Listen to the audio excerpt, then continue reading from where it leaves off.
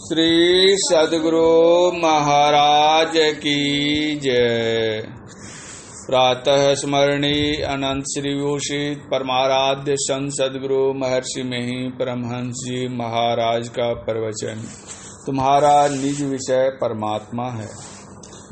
बंदो गुरुपद कंज कृपा सिंधु नर रूप हरे, महामोहतम पुंज जासु वचन रवि कर निकर।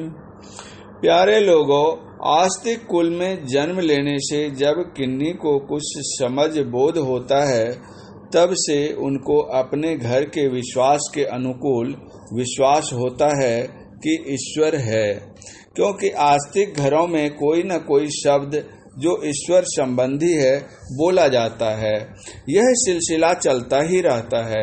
वही बच्चा जिसने बचपन में अपने घर में ईश्वर होने का विश्वास पाया है, जवान और बूढ़ा होता है और यह विश्वास अपने संग लिए चल देता है। संग के कारण इसमें अदल बदल भी हो जाता है। ईश्वर नहीं मानने वाले का संग अधिक हो जाने से पहला विश्वास जाता रहता है। जिन लोगों का विश्वास नहीं जाता है, उनसे आप युवा या वृद्ध किसी अवस्था में पूछिए कि ईश्वर क्या है, तो वे पूरा कह नहीं सकते। घर के सिखाए अनुकूल वे शिव या महादेव कोई ईश्वरवाचक नाम कहते हैं। किसी घर में कोई कहते हैं कि विष्णु भगवान है और वे उस रूप का वर्णन करते हैं। कोई माता पिता के रूप में देवी का वर्णन करते हैं। किन्हीं के घर का ईश्वर अमूर्त है, वे ऐसा कहते हैं कि वह अकाल है, अमूर्त है, परंतु बिल्कुल ठीक बता देने में बहुत गंभीरता है। कहने वाले कहते हैं कि वह अनेक रूपों में है, लेकिन अनेक कहने पर भी वह एक है। अनेक नाम रूपों में वह एक ही एक है। ऐसा विशेष ज्ञान जानने वाले लोग कहते हैं वह शिव नहीं, विष्णु नहीं, अकाल अमूर्त नहीं। ऐसा नहीं कहते।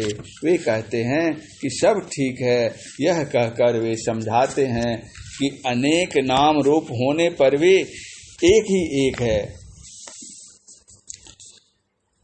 विष्णु का रूप, शिव एक रूप और देवी एक रूप, ये अनेक रूप है, फिर भी वह एक है। उस एक को समझाना कठिन हो जाता है।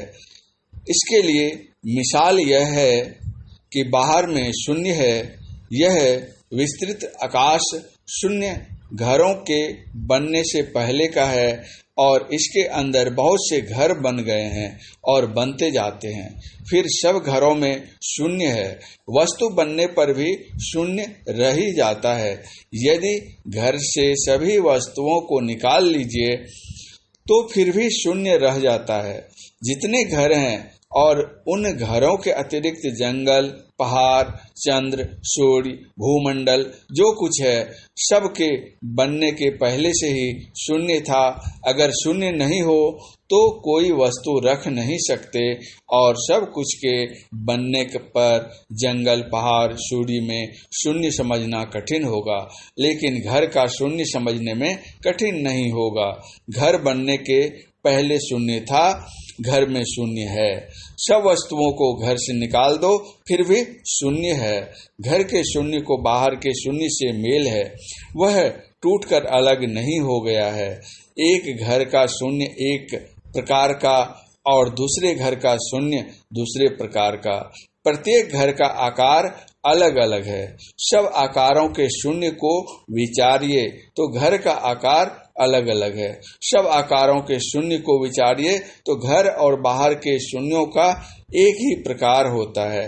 जैसे विविध आकार प्रकार के घरों में आकाश एक ही है, उसी तरह शिव, विष्णु, शक्ति, गणेश आदि सब में वह ईश्वर एक ही है। इसलिए कहते हैं कि इनमें भेद नहीं है। सब आकारों को अलग कर दो, तब वह कैसा? तब वह आकार नहीं रखता। आकार में रहने के कारण आकार सदृश और आकार को हटा दो तो आकार रहित। मूल स्वरूप उसका आकार रहित है। अभी जो पाठ हुआ, निर्मल निराकार निर्मोहा नित्य निरंजन सुख संदोहा, ईश्वर स्वरूप का ज्ञान रखना चाहे तो यह ईश्वर है। आकाश का उदाहरण तो दिया, किंतु वह वस्तुतः आकाश के जैसा नहीं है, इनसे भी विलक्षण है। विलक्षणता क्या है? पहाड़, नदी, जंगल आदि सब कुछ आकाश के अंदर है। यह आकाश स्थूल आकाश है। यह कितना बड़ा है, यह प्रत्यक्ष नहीं देख पाते कि कहाँ इसका अंत है। ज्ञान कहता है कि इसका अंत है। स्थूल आकाश, सूक्ष्म आकाश, कारण आकाश, महाकारण आकाश, ईश्वर के अंदर कितने घुसे हुए हैं, ठिकाना नहीं। वर्णित आकाश उस परमात्मा में कितने समाये हुए हैं, ठिकाना नहीं। फिर भी वह खाली रहता है। इसलिए नभ शत कोटि अमित अवकाशा कहा। आकाश स्वयं झीना है, किंतु वह कितना झीना है कि सभी उसमें समाये हुए हैं।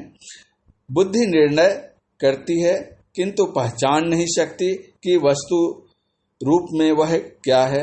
वस्तु रूप में संसार की वस्तुओं को कैसे जानते हैं? बोला जानने वाला, सुना जानने वाला, पदार्थ शब्द है। बोला जाने वाला, सुना जाने वाला पदार्थ शब्द है। प्रश्न हो कि शब्द क्या है, तो कहेंगे कान से जो पकड़ा जाए वह शब्द है। जो आदमी जन्म से बहरा है वह आंख से देख सकता है, किंतु बहरा रहने के कारण कुछ सुन नहीं सकता।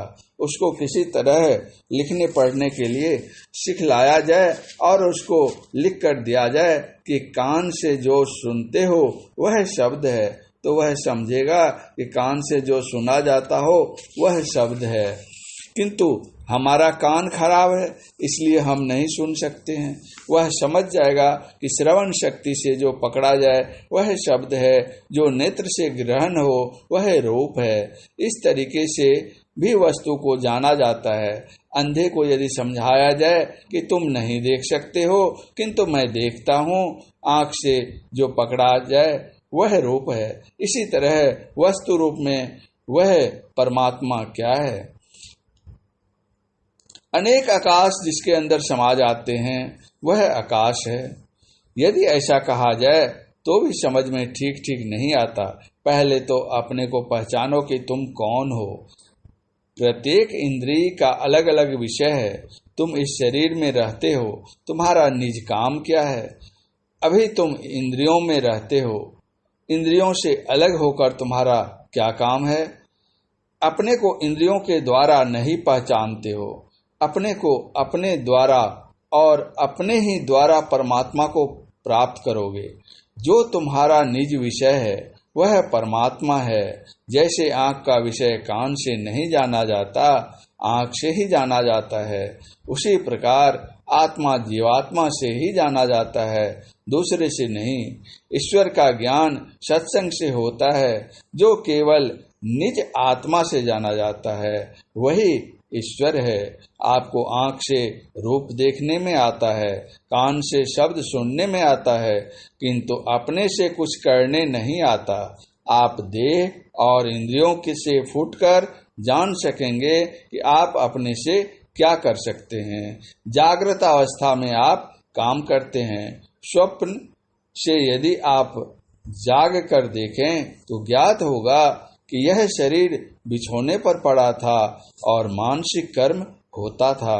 जिस प्रकार शरीर और इंद्रियों को छोड़कर बौद्धिक कर्म होता है, उसी तरह शरीर और इंद्रियों को छोड़कर परमात्म ज्ञान होता है।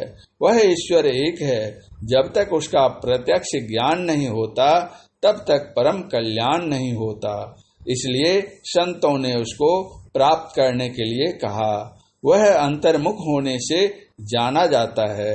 शरीर से संबंधित रहने से उसको नहीं जान सकते। अंतर अंतर अभ्यास करना होगा। अभ्यास करते करते जड़ चेतन अलग अलग होंगे, तब उसकी पहचान होगी।